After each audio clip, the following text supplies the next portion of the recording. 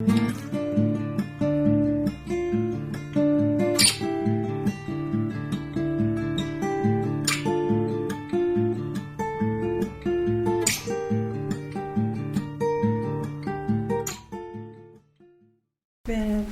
à vous tous, et puis vous m'avez ému par vos présentations, c'est trop quoi. Je suis Arlette Farge. Mais d'abord, je voudrais vraiment remercier celles et ceux qui m'ont, avec tant de gentillesse, incité à faire devant vous ce curieux exercice, vous allez voir pourquoi.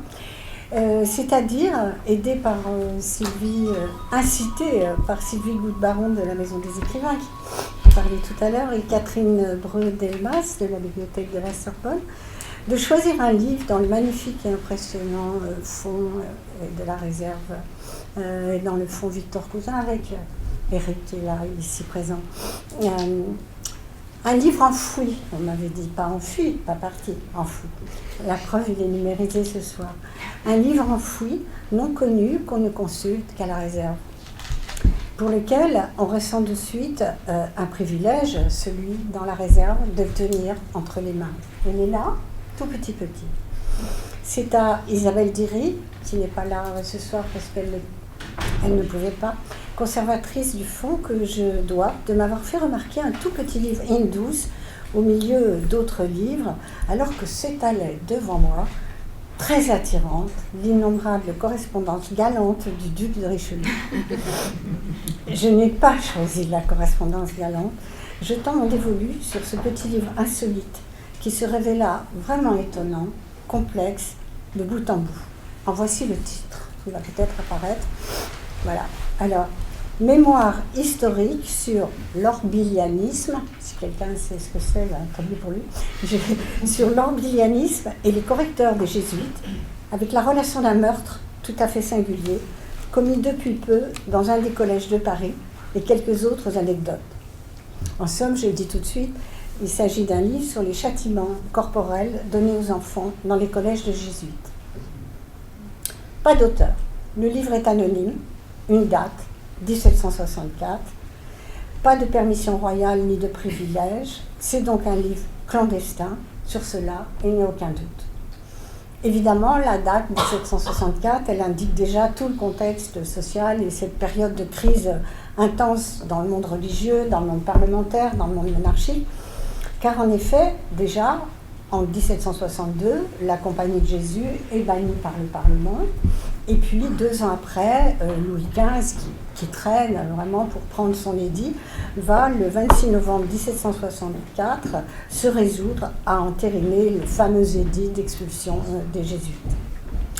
Aussi, ce petit livre fait-il partie de la querelle, la grave querelle, l'imposante et la frénétique, je dirais, querelle de ce milieu du XVIIIe, concernant la présence des Jésuites en France, leur heurt avec le Parlement, la monarchie, mais aussi, et c'est de cela qu'il sera question, de l'éducation des enfants, thème effectivement favori du XVIIIe siècle, bien sûr, les punitions, les châtiments et la souveraineté des professeurs dans les collèges jésuites. Alors, à vrai dire, j'ai avancé à tout petit pas sur ce terrain livresque. Pas de doute, je suis plus à l'aise dans les archives manuscrites de police, je dois vous l'avouer, qui viennent à moi avec grande émotion toujours, doublée d'une envie de démontrer, d'analyser, de chercher l'autre dans tous les personnages rencontrés. Alors pourquoi dès lors ai-je choisi ce livre ? D'une part, la conservatrice, Isabelle, me chuchota à l'oreille qu'ici était présente l'enfance et qu'elle savait que j'avais travaillé sur l'enfance et que c'était un sujet qui m'intéressait. Et d'autre part, qu'à l'intérieur du texte était relaté un crime commis par un élève sur ceux qui voulaient le châtier. Crime, donc comme je travaille sur la criminalité, bon, crime, enfant, un enfant qui tue quelqu'un qui veut le châtier, bon. Et l'envie me prend de me plonger dans cet insolite petit livre et de commencer une enquête. Une enquête d'où je pars à zéro, n'étant pas spécialiste des affaires religieuses, c'est certain, pas spécialiste du sujet, si ce n'est, comme je vous l'ai dit tout à l'heure, très passionnée par l'enfance, par la délinquance, par la vie de l'enfant, par le souci que le 18e en a eu ou n'en a pas eu. Alors je lis le petit livre.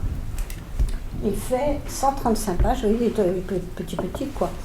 Et je dois l'avouer, et vous n'allez peut-être pas me croire, je le recopie au crayon intégralement.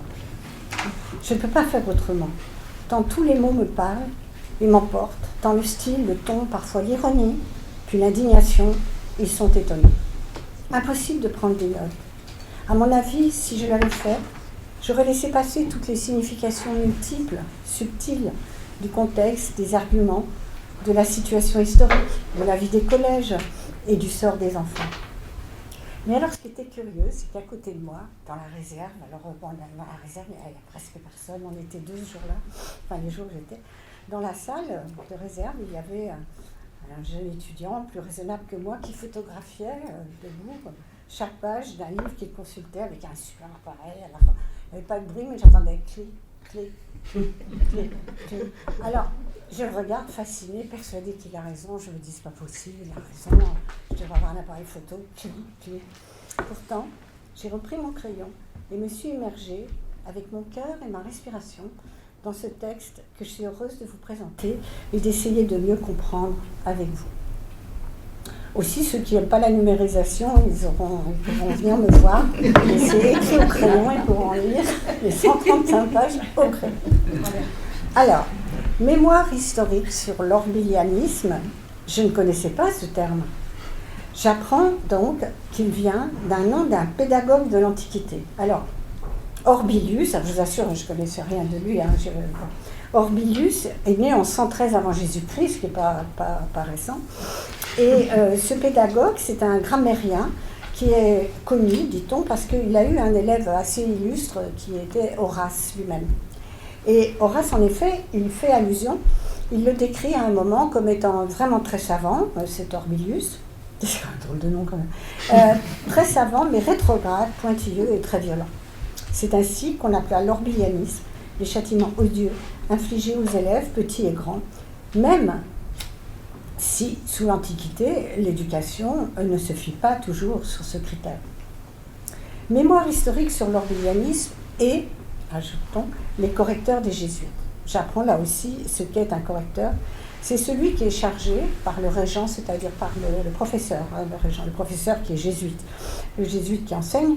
Le correcteur est chargé d'administrer la punition. Les jésuites ne frappent pas eux-mêmes, quand même pas ce que c'est. Mais ils emploient pour ce faire soit un domestique, un paysan, un ouvrier, un porteur d'eau, ou un marmiton, un balayeur de la région, un gagne-denier, appelé à sévir. Il est payé 12 sols, ce qui est une toute petite somme, pour les gueux, comme l'auteur clandestin appelle ce type de population. 12 sols, c'est à peine le prix d'une saignée. À partir de ces 2 explications, le mot orbilianisme, le rôle des correcteurs, je sais que je rentre dans un univers très particulier que la lecture du texte va éclairer. Je lis d'abord le livre de bout en bout, avant de recopier, et je m'aperçois que pour notre esprit du XXIe siècle, pour notre esprit d'aujourd'hui, c'est un livre très, très, très mal structuré. Il est bien écrit, certes, mais il mélange les analyses, les moments d'humeur, l'indignation, la crudité des expressions, et des mots, des plaisanteries parfois, une sorte d'ironie réelle, en même temps qu'un sérieux, il y a des passages qui sont extrêmement austères, très sérieux, et une vraie vindicte, une vraie rage, une vraie colère. L'ensemble est submergé, sans le dire, il ne faut pas oublier que le livre est clandestin, par une charge énorme contre la compagnie de Jésus, contre son arrogance jugée absolument insupportable, sa volonté impériale de souveraineté et d'asservissement de chacun et de tous.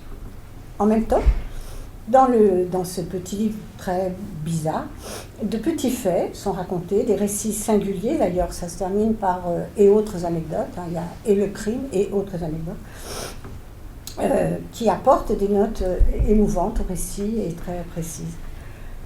Il ne faut pas oublier en effet qu'il va être aussi question d'un meurtre. Je l'ai dit tout à l'heure, un élève tuera celui qui veut l'étrier. L'étrier, c'est l'expression du XVIIIe siècle qui veut dire fouetter. C'est la formule de l'époque.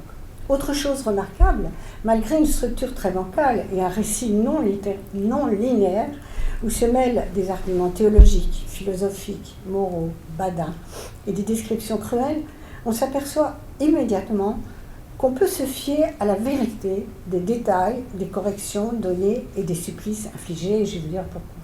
C'est-à-dire, c'est pas faux ce qu'il écrit. Et qu'il n'y a là rien d'exagéré, ou tout du moins, je ne peux pas évidemment en donner la preuve absolue, il n'y a pas grand-chose d'exagéré dans cet écrit, si ce n'est la démonstration de colère, évidemment, que cet auteur anonyme exprime. Pourquoi ? Pourquoi je dis ça ?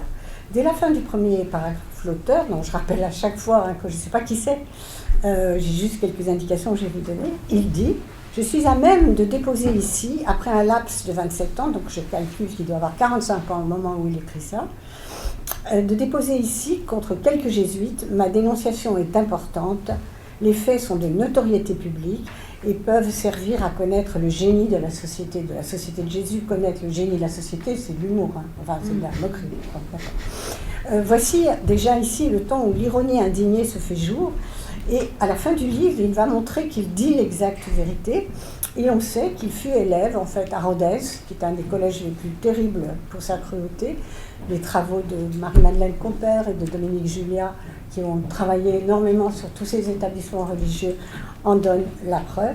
Il témoigne donc sur son honneur de ce qu'il avance. Alors, on ne peut pas dire qu'il, par moments, vous verrez, il n'amplifie pas les choses, il n'en saura rien, mais en tout cas, je veux dire, les travaux sont connus, les travaux d'aujourd'hui sont connus pour effectivement ces châtiments.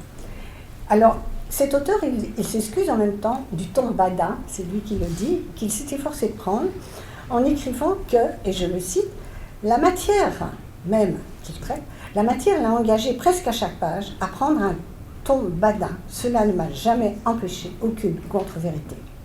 Alors j'ai réfléchi, alors pourquoi un ton badin, bon. Ton badin, à mon avis, à la fois pour se protéger de sa propre émotion, à narrer tous ses châtiments, et aussi à se protéger d'éventuelles poursuites contre lui. On a beau être à cette époque, en 1762 ou 64, parce qu'il y a une édition aussi de 1762, bon voilà, ça je n'ai pas pu savoir exactement quelle date exacte, mais enfin on est en plein moment de lutte contre les jésuites. Tant la dénonciation des jésuites est d'une force inouïe qui m'a moi-même désinstallée, je dois dire, et en même temps, je dirai plus tard pourquoi, mise au cœur de la complexité de ce 18e, si corporel, si sensuel, si paradoxal, pour le meilleur comme pour le pire. Alors, en quoi consistent au juste ces châtiments qui firent l'objet de tant de controverses et entrèrent en partie dans tous les motifs de condamnation des jésuites ? L'auteur va les décrire avec force de détail, afin que le lecteur soit impressionné, il l'est. Tout d'abord, il s'agit d'enfants qui sont très jeunes, ils ont entre 8 et 13 ans, mais aussi les plus âgés, 17 à 19 ans, qui sont ceux qui suivent les cours qu'on appelle de rhétorique, donc qui sont deuxième, enfin je sais pas, première, ce qui correspond à la fin des études secondaires. Alors il ne faut pas croire que ces châtiments corporels datent du 18e, bien sûr. Déjà au 16e, l'évêque de Paris, Monseigneur du Bellois, caractérisait en 1554 ces pratiques. Il disait que le seul nom de jésuite, je le cite, correspondait à des êtres arrogants, voulant s'attribuer à eux seuls ce que l'Église catholique contient. Une grosse charge. Et la même année, la Sorbonne disait que les jésuites étaient plutôt faits pour détruire que pour édifier. Détruire. La gravure que vous allez voir là, qui orne la première page, est très expressive. En haut, alors vous ne pouvez pas le voir, il est écrit « Copie fidèle des exécutions qui se font chez les jésuites des provinces de Toulouse ». Sous la gravure, un texte signé de Salel, un prêtre de la Compagnie de Jésus, qui est professeur en 5e. Alors je vous lis ce texte qui est en dessous de la gravure. « Je suis plus maître dans ma classe qu'un monarque dans ses états. Mes écoliers tremblants n'y soufflent même pas. J'y tonne, et dans l'instant le coup suit la menace. Quel plaisir d'être craint. Je goûte des douceurs à les faire souffrir, à voir couler leurs pleurs. C'est cruauté, dit-on, vengeance, humeur, colère, n'importe. Étant jésuite, on a droit de tout faire. Ça donc, cher correcteur, sois plus dur qu'un rocher. frappe fort et longtemps, tu le peux, à ton aise. Un large et gros manant, assis sur cette chaise, te tient, tous les enfants, que je fais écorcher. Signé Nicolas Salel de la Compagnie de Jésus, régent de 5e. Alors, en quoi, finalement, on voit on voit dans toutes les classes de ces admirables collèges, comme se plaît à le dire l'auteur, donc avec cette ironie qu'il va mener sans cesse pour mieux déclasser et confondre les jésuites, on voit une chaise à bras. Alors, je ne sais pas ce qu'on voit là, parce que, oui. Alors, on voit une chaise, vous voyez, il y a une chaise. Bon. Sur la chaise, il y a un monsieur qui est gros. Bon, là, je crois qu'il est très gros, mais enfin, normalement, il doit être gros, très fort. C'est une force de la nature, quoi. Et il est placé en bas de la chaise du régent. Vous voyez, les pieds en haut, il y a une chaire. On voit que les pieds du... Voilà. Lui, c'est le jésuite qui donne les ordres. Hein, c'est le professeur. Bon. Donc, en bas, on a la scène avec effectivement une chaise à bras et une espèce de fauteuil, sur lequel, enfin c'est une chaise, et le correcteur que vous voyez, il entre, hein, il fait asseoir sur la chaise ce paysan, hein, aux larges épaules, dont l'auteur dit qu'il ressemble à un homme de basse classe. Alors il faudra remarquer aussi que le texte est émaillé, bien que cet auteur soit anonyme, etc., a été émaillé de considérations peu amènes sur les basses classes, on le verra souvent. L'élève se tient derrière la chaise, enfin on le met là, il tend son bras, vous voyez, celui qui est assis, ce gros manant, et le manant lui tient le bras de façon à ce qu'il soit totalement immobilisé. Le correcteur lui fait descendre la culotte sur les talons. Vous m'excuserez parce qu'il y a des trucs et c'est pas très poli, mais je vais les dire, c'est écrit, c'est du XVIIIe siècle. Et retrousser la chemise. Je cite l'auteur. Alors, le correcteur régale tant de pays découverts d'une ample fessée qui n'en finit pas, sauf lorsqu'il plaît au régent. On lit dans les yeux du régent du plaisir. Alors les motifs de punition sont la plupart du temps injustes, souvent minuscules, dérisoires, tandis que les coups pleuvent. Et pleurer est interdit, les enfants, je vous rappelle, ont entre 8 et 12 ans, sinon la dose est doublée. J'apprends qu'il est souvent donné jusqu'à 200 ou 300 coups, ça je ne peux pas le croire, parce que je crois que 200 ou 300 coups de fouet comme ça, c'est des verges, ça attirerait la mort. Bon, donc là, je pense qu'il y a... Bref. Avec une verge faite de bois frais, qui est toujours prête. Et tous les 8 jours, on la renouvelle. Il y a donc toujours dans le collège des jésuites une verge faite de bois frais. Barbarie pure. L'auteur s'indigne fortement. Ce sont dans ces circonstances qu'il assimile la barbarie des jésuites à celle du fouetteur, le correcteur, qu'il estime être un gueux de naissance. Lui, il est le régent. Mais évidemment, le correcteur, c'est un gueux de naissance, celui qui fouette. Cet amalgame est fort intéressant à penser, à mon avis, mais il est si représentatif de la société élitiste du XVIIIe siècle qui peut à la fois s'indigner de la morale et de l'humanité bafouée, s'intéresser au peuple aussi, et montrer en même temps un mépris de classe, tout de suite racheté par une petite incise. Tout correcteur est donc un gueux de naissance. C'est aussi la raison pour laquelle, je cite l'auteur, il ne s'exposera pas au danger de perdre son temps. Bien sûr, il va gagner sa vie.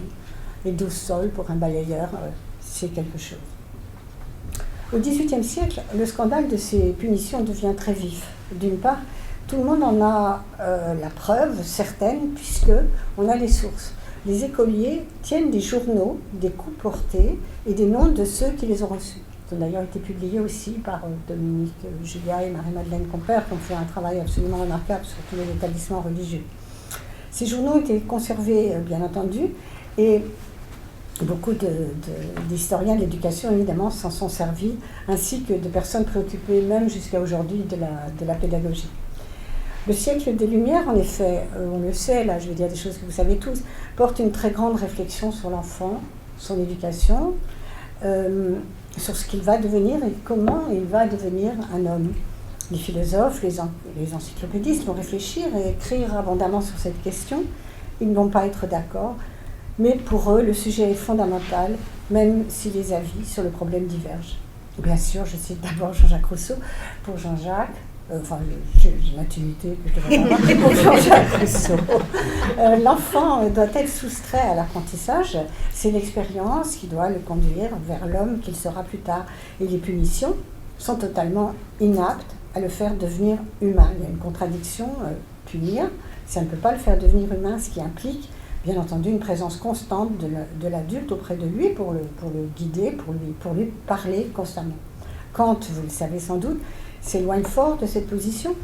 Pour lui, la discipline, c'est un élément vraiment très important, car l'enfant, en fait, il doit être conduit parce qu'il est d'abord un animal, à son avis, et il doit être conduit pour transformer son animalité en humanité. Jamais il ne doit être abandonné à lui-même, mais guidé, conduit, donc parfois puni, quand c'est pas un assassin non plus. Il lui faut aussi de l'émulation, sur lequel s'installe le tandem punition-récompense. D'ailleurs, au XIXe, le débat n'est toujours pas résolu. Dans son dictionnaire de pédagogie, à la fin du XIXe, en 1887, Buisson explique la complexité des choses en écrivant, je le cite, que la relation pédagogique est toujours prête à basculer dans la violence. On peut méditer ça. Et Buisson se rapproche de la tradition humaniste de Rabelais, de Montaigne. Il faut faire coexister l'autorité morale et le recul de la violence. C'est alors que Buisson, en cette fin du XIXe siècle, prend appui sur un crime, donc il cite le crime dont on va parler, commis en 1759 dans un collège de Paris par un élève de 18 ans nommé Pilleron, sur celui qui avait pour mission de l'étrier et dont l'histoire est racontée dans ce livre.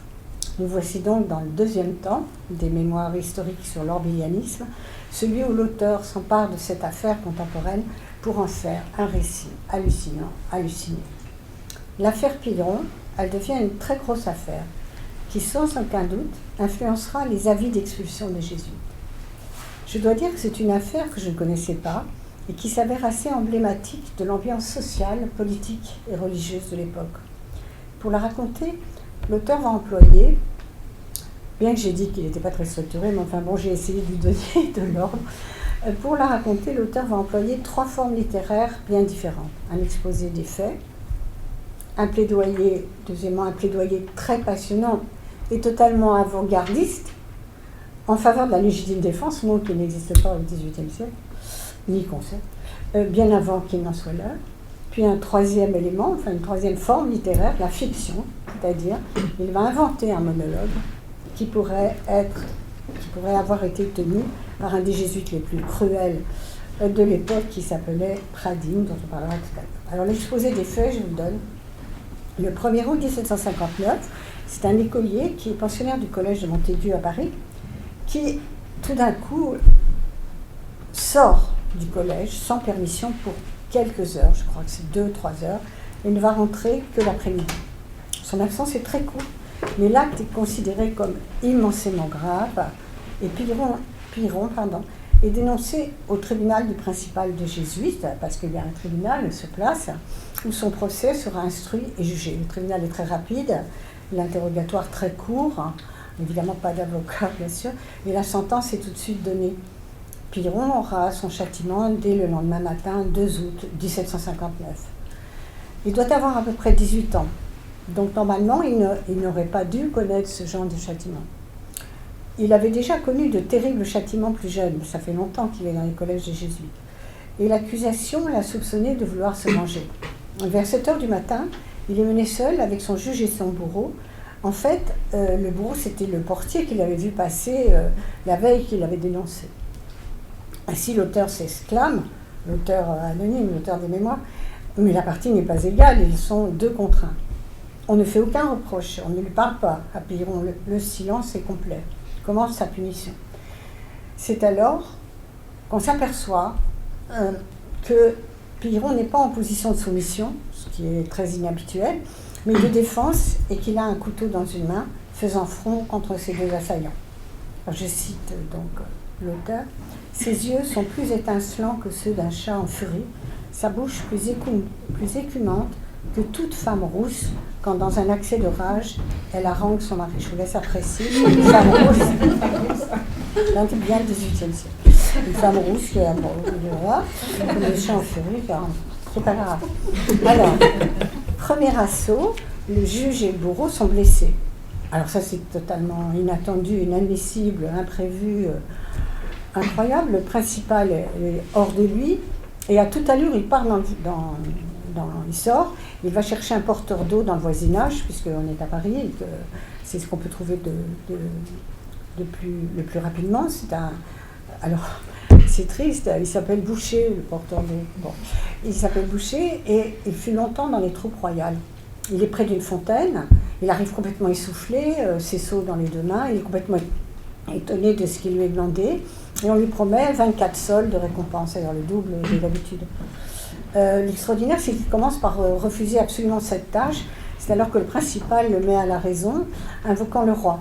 Toi qui as servi le roi avec courage et fait tant de batailles, tu recules, un simple écolier te fait peur.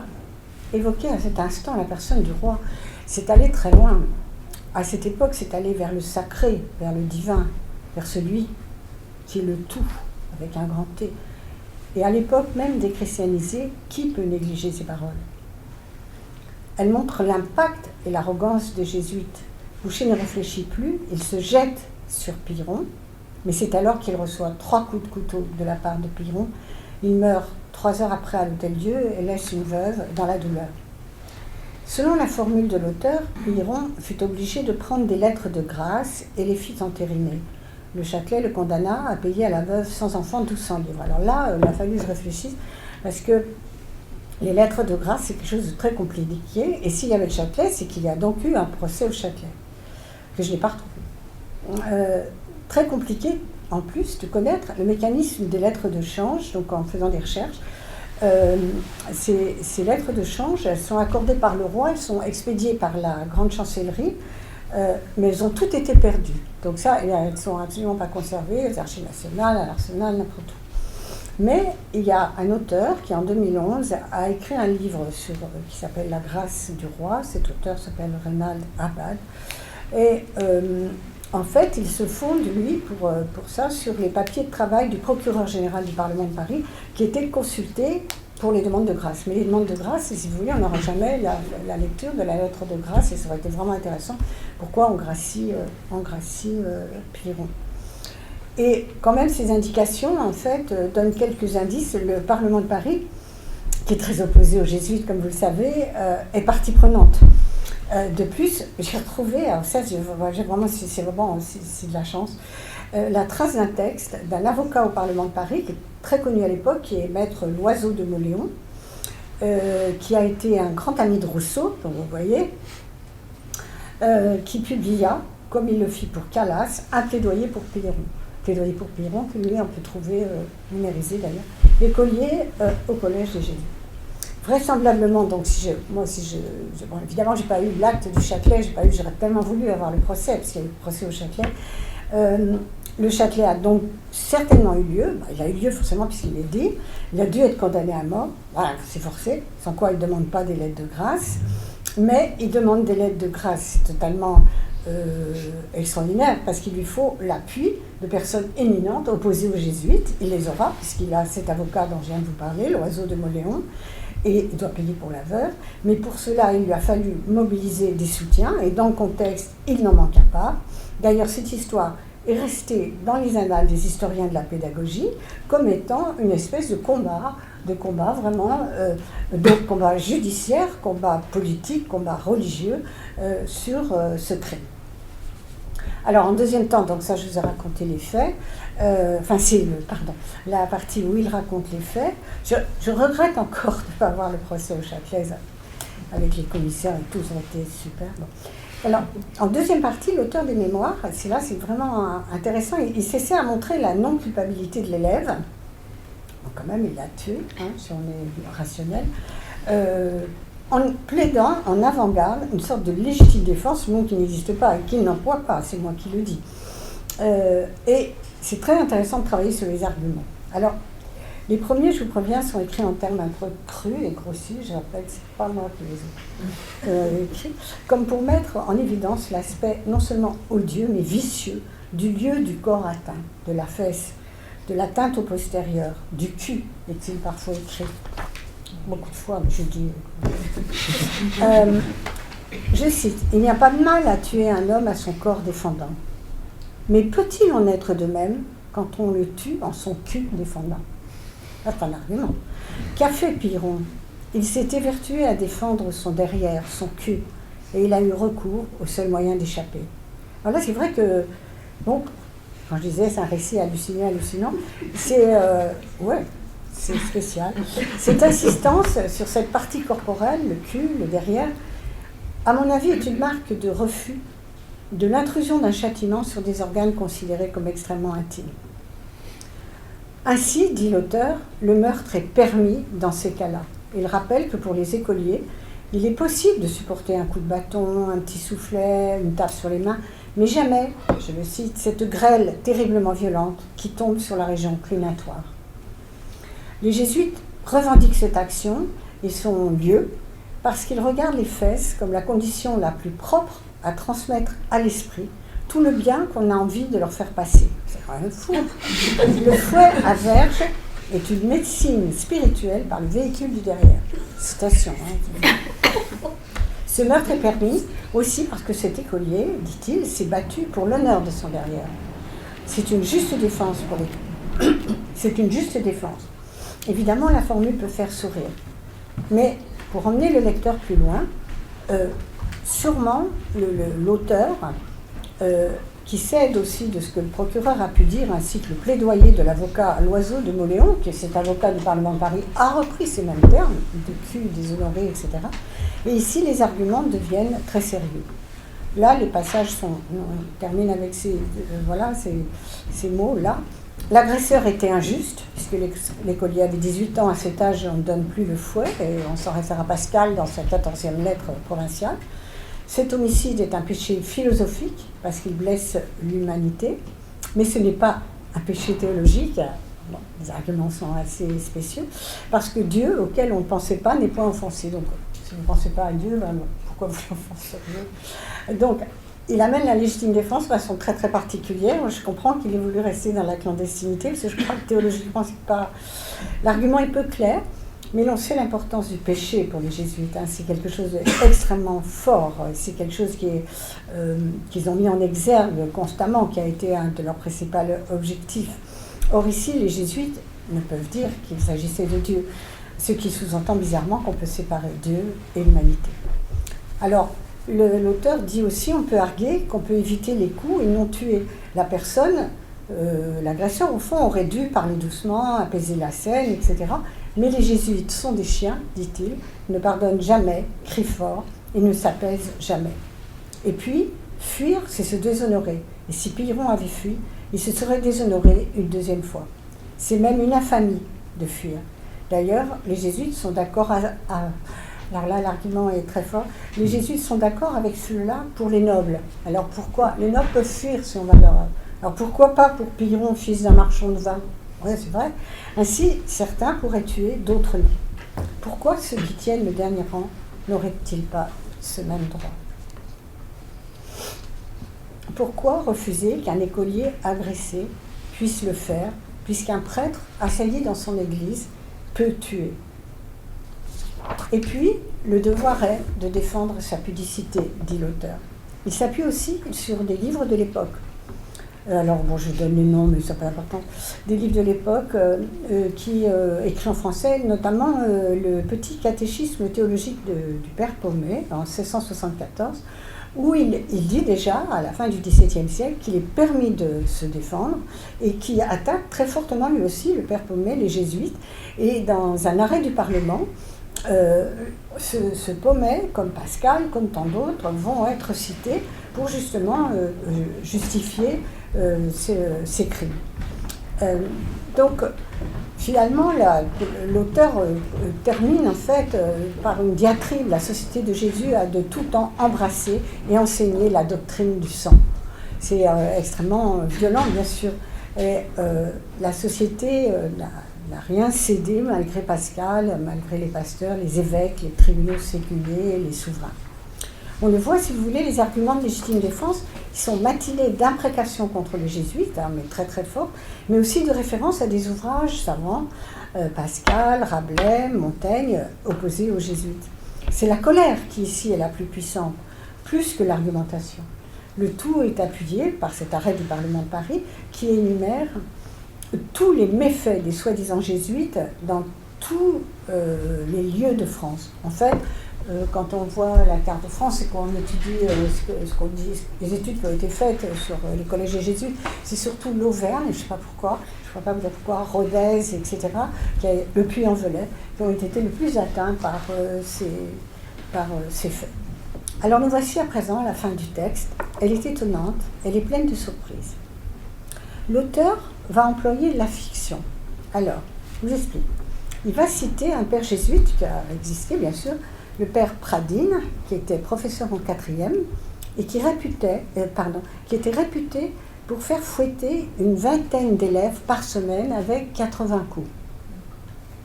Et cela pour des fautes légères ou qui n'étaient que des chimères.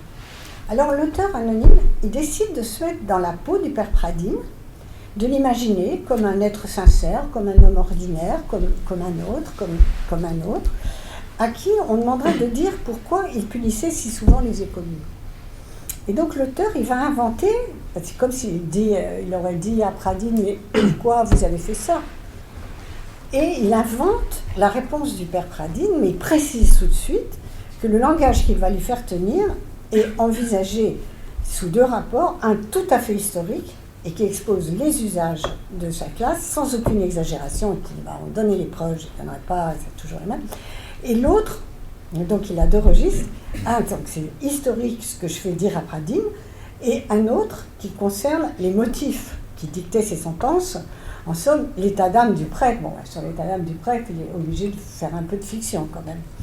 L'auteur dit qu'il ne donne ses renseignements que comme conjoncture, autant qu'à son avis, ses motifs sont de toute façon totalement fondés. Alors ça donne un long texte, rédigé au jeu, qui est donc le Pradines qui répond à l'auteur pour dire pourquoi il a fait ça. Et ça donne un texte rédigé au jeu assez incroyable et effrayant, si vraisemblable pourtant, et faisant écho à ce que purent être les exaltations des sens au XVIIIe siècle. Cela commence par un joli « Je n'étais pas méchant de nature ». On se dit tant mieux déjà. Et on poursuit la lecture. Pradines exprime sa joie à exercer ses punitions. « J'étais toujours bien aise ». Peut-être gêné, alors l'auteur lui prête le mot suivant. Plaisir singulier, si l'on veut, mais qui n'en est pas moins une passion de l'homme. Une passion que tout homme a. Pradines n'en est pas moins... Pradines se range du côté de l'humain, de l'être ordinaire, qui est comme tout le monde, et qui éprouve, comme tous les autres, la volupté de voir frapper et de frapper. Il prend pour exemple, c'est tout de même assez téméraire et horrible, les jeux d'enfants qui aiment jouer à la maîtresse d'école en se fouettant. Donc, si les enfants aiment ça, pourquoi lui n'aimerait-il pas ça? Il va plus loin dans l'aveu ou l'analyse de son plaisir sensuel à faire souffrir. Il aime choisir un élève bien laid, bien moche, ou ayant un extérieur qui lui déplaît. Il le compare à un chien que l'on n'aime pas. Pour un élève aimable, il aime le choisir aussi, mais il avance un autre registre que nous avions deviné depuis longtemps. Je cite, « S'il avait une jolie figure, je prenais un plaisir qui tenait de la concupiscence. » Voici la sexualité, là c'est moi qui parle. Voici la sexualité, le désir sexuel, le sadisme et l'érotisme au premier rang. Sade. Nous sommes à un niveau de défoulement de la libido, du contentement de la souffrance donnée à l'enfant, excitant les sens. Sens excité, sexualité mise en avant, domination. Pradines compare son acte à de la souveraineté. Cette envie de souveraineté dominatrice, passant par la concupiscence, va jusqu'à avouer qu'avec un ami, il a fait pendre 2 frères qui n'avaient fait aucun mal. Ce fait est d'ailleurs historique, en effet. Ils furent pendus parce que les frères avaient accusé les jésuites d'avoir voulu usurper leur souveraineté. Ce fait se retrouve réellement dans le recueil des procès contre les jésuites et la dénonciation des crimes des jésuites de toutes les parties du monde adressés au roi et au prince en 1730. Pour sa défense, alors Pradines, toujours par la voie de l'écriture de l'auteur anonyme, explique que ce qu'il aime, ce sont les fesses, cette peau si délicate et si tendre. Il ajoute, le plaisir est là. Dans certains métiers, comme dans ceux du bâtiment, on casse et on brise. Mais ici, les fesses restent toujours des fesses et on peut retravailler dessus, malgré les sillons effectués la veille. Le plaisir est là, plus que voluptueux. Monte en soi une chaleur qui n'a de comparable que celle de l'orgasme. Je le recite. Plus je frappais, plus cette chaleur montait, et plus les excuses de l'enfant m'apportaient des délices de chair inouïes. Faire trembler les jeunes est exquis. Dans le pays où nous, jésuites, sommes vénérés, personne ne trouve à redire. Il s'agit d'établir un empire le plus absolu. Et le correcteur était toujours sous les ordres. Il venait à toute vitesse. Les élèves se levaient, l'écolier fouetté n'avait que les yeux de libre. Il les roulait comme une chèvre qui se meurt, et cela me faisait rire. Et les constitutions des jésuites m'aidaient à trouver cela normal. Fin de citation. Une fois ce monologue terminé, inventé par l'auteur, je l'ai dit, mais sûrement empli de beaucoup de vérité, donnant le rouergue comme exemple de cruauté le plus terrible, l'auteur rappelle que bien des magistrats se sont révoltés et qu'enfin la société va être sur le point d'être dissoute. J'ai été témoin de tout cela, dit-il à la fin, l'auteur. Rien ne me fera taire. Je parle ici des fureurs auxquelles j'ai assisté. Je n'ai apporté aucun faux fait. Pour conclure, parce que je vous tiens depuis longtemps, d'abord pour conclure, je me suis dit, oui, que conclure ? On sait que les livres dits clandestins sont souvent exagérés pour atteindre leur but, dénoncer. Mais en travaillant sur les travaux d'historiens anciens, ceux du XVIIIe, comme ceux du XIXe, comme ceux du XXe, ainsi que sur l'éducation, j'ai pu relever nombre d'allusions et indications sur ces faits des punitions. Les jésuites sont réputés pour pratiquer des châtiments corporels. Leur religion, en fait, est démonstrative et se moule, en fait, je crois, dans la sensibilité baroque. Ils ont la conviction profonde que la foi se confirme par de fortes émotions religieuses, sans lesquelles elle ne peut exister, d'où leur goût et leur sens du spectacle. En fait, c'est pour cela qu'ils traitent les oratoriens, qu'ils insultent constamment, d'être chétifs, incapables de punir un élève. Et même dans les petites écoles qui ne sont pas celles des jésuites, il existe un arsenal de punitions. C'est vrai, les écoles de jésuites, vous le savez, sont faites quand même pour des classes qui sont des classes très hautes classes. C'est très très cher d'être dans une école de jésuites. Mais dans les petites écoles, il existe aussi, il faut le dire, un arsenal de punitions. Mais les châtiments ordinaires sont la baguette sur les mains, les doigts. L'école paroissiale prescrit des peines corporelles, mais le principe général, c'est de les éviter au maximum, parce que la cruauté apporte du trouble, et c'est l'avis d'ailleurs de Jean-Baptiste de La Salle, qui a écrit un très beau texte là-dessus. Le châtiment est un trop gros désordre pour l'école, trop gros désordre pour les âmes de ceux qui regardent, et si l'on doit frapper, c'est de très peu.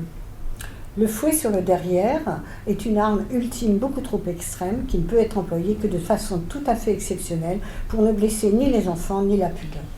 Ce sont donc Jean-Baptiste de La Salle. On voit aussi que tout au long du XVIIIe, ces peines seront abandonnées. Les frères des écoles chrétiennes, 2 ans avant la Révolution, en 1787, les interdira.